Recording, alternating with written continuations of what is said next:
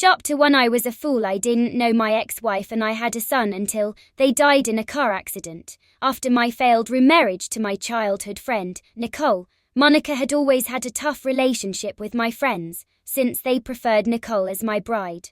On the day of our wedding, however, Nicole's cheating was exposed, along with her schemes with my so-called friends to break my marriage to Monica. I walked into a lavish wedding hall and was about to marry for the second time. Nicole was a friend I knew since childhood.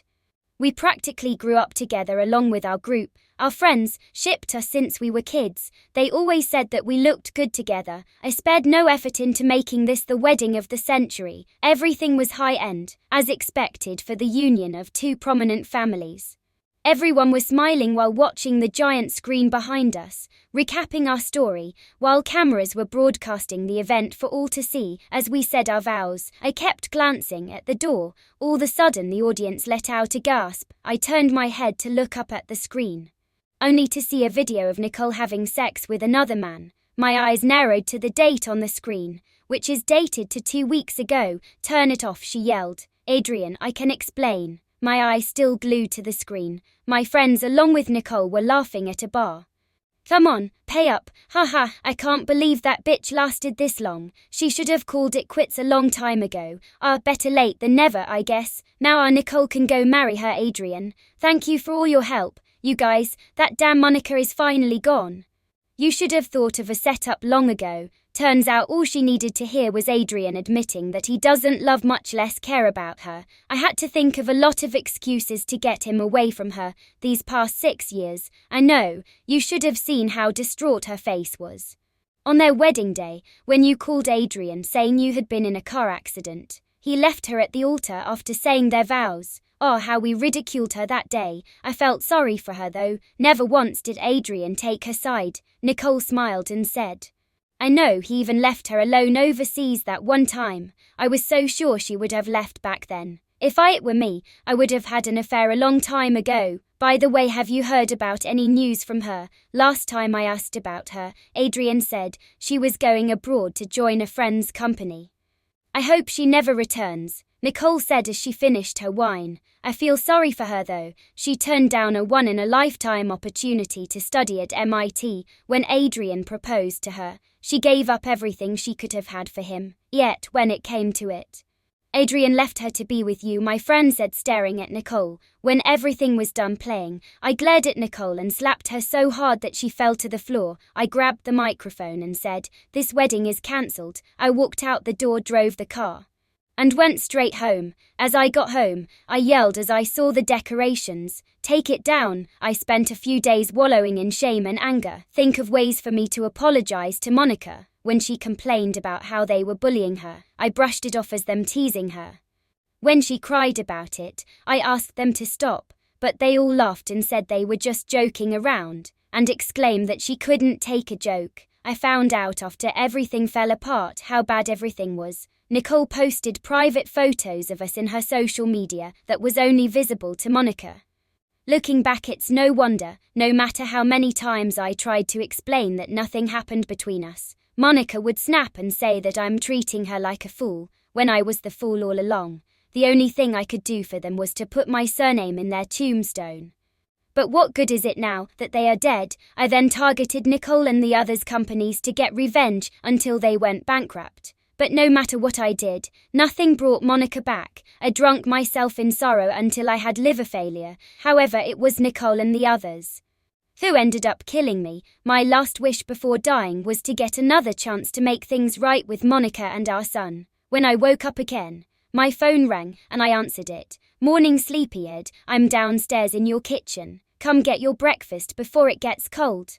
I jumped up as I heard Monica's voice. My eyes widened as I saw the date on my phone. I went back in time 7 years, few days before my wedding with Monica. I rushed downstairs and stopped when I saw her, alive and well. "Goodness, looks like I finally found a way to get you out of bed," she said as I walked up to her and kissed her passionately. She looked at me confused by my actions. "Adrian, are you okay? You're acting really strange." "No, I just had a bad dream." Was it a dream though? I felt like this has happened before. This was when Monica was asking me about the design for her wedding dress.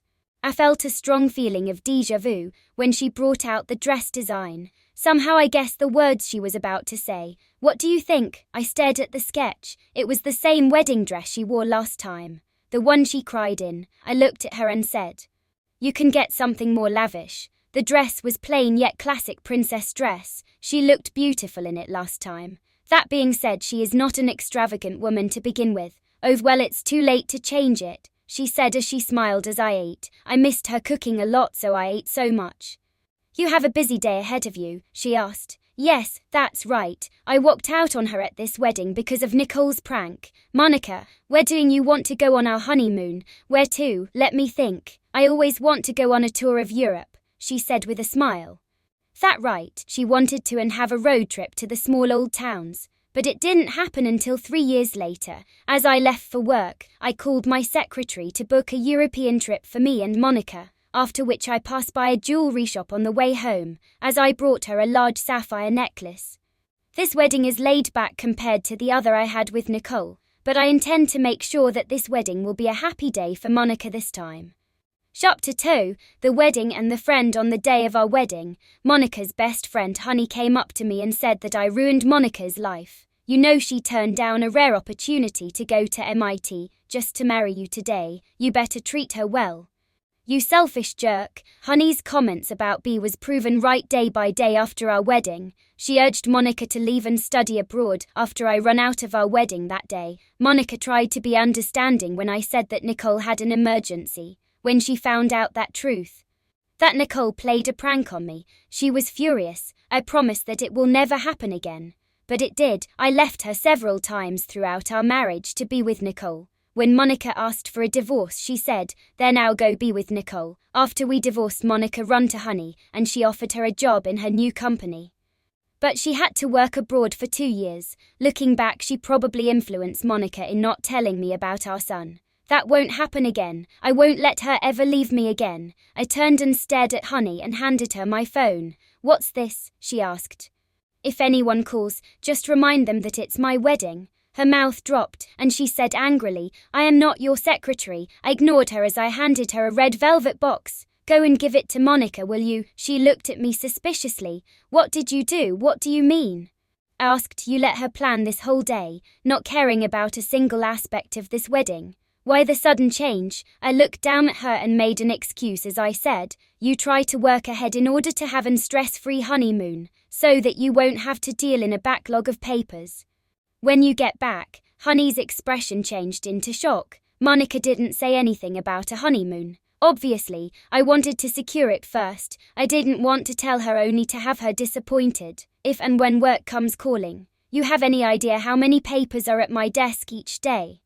Well, being a billionaire with a lot of companies under you, it must be a significant amount. She snarled and left. I sighed as I could help, but think that when she leaves, Monica will be lonely. The wedding started. Monica walked in wearing a classic princess wedding dress, her large sapphire necklace standing out with her blue eyes and red hair. We happily said our vows when a phone rang. Everyone angrily turned to the direction of the sound. I smiled as I saw Honey trying to silence my phone. When she managed to turn the ringtone off, she embarrassingly looked up. Sorry," she said as she glared at me. I paid her no mind as we continued with the ceremony. Monica and I exchanged rings and kisses. I glanced at my fake childhood friends with their fake smiles and fake blessings for Monica and me.